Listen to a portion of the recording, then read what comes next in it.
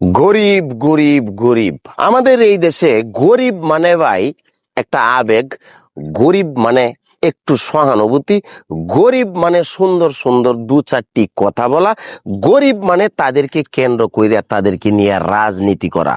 ভাই, প্রিয় ভাইয়ের আমার, কোনো এক সময় কিন্তু আমরা সিনেমাতে দেখতাম রিক্সাওয়ালার ছেলেটা ওই বড়লোক বাবার মেয়েকে ভালোবাসতো।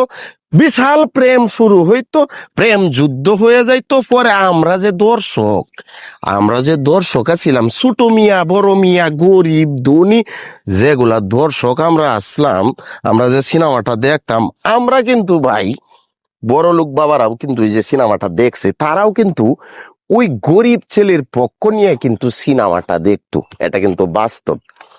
চাইতো যে গরিব ছেলেটার জয় হোক, টাকাওয়ালা অহংকারী বাবাটার পতন হোক। কিন্তু ভাই, বাস্তবে কি এটা আছে? বাস্তবে কিন্তু এটা নাই ভাই।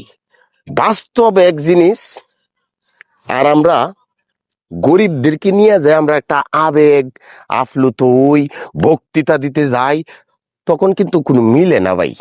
তো আমি বলতে চাই ভাই, মানে গরিবদেরকে আমরা সবসময় ব্যবহার করি। গরিবদেরকে দেখা গেছে যে রাষ্ট্রপ্রধান সহ ব্যবহার কইরা দে ভাই।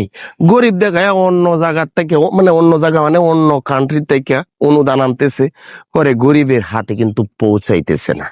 তো প্রিয় ভাইয়ের আমার, মানে মাঝে মাঝে মনে হয় যে এই গরিব আছে বলেই এই দুনিয়াতে, মানে আমাদের, বিশেষ করে আমাদের এই দেশে, মানে দুর্নীতিবাজদের পকেটে টাকা আছে। যদি গরিব না থাকতো, তাহলে এরা যে কি কইরা খাইতো, তাহলে তো মানুষের আবেগ চুরি করতে পারতো না। গরিবদেরকে ভাই শুধু আমরা মুখে মুখে বলি গরিবের পক্ষে আছি, গরিবের বন্ধু, গরিবের উমুক, গরিবের তুমুক, গরিবের দাদা, গরিবের ছাতা, গরিবের চুল, মানে এটা শুধু ভাই মুখে মুখে বলি, কিন্তু প্রকৃত পক্ষে গরিবদেরকে আমরা দেখতে পারি না। মানে যাদের টাকা আছে, আমি নিজেও গরিব, আমাদেরকে দেখতে পারে না টাকাওয়ালা এবং ক্ষমতাওয়ালা মানুষদের কাছে আমরা সব সময় অবহেলিত।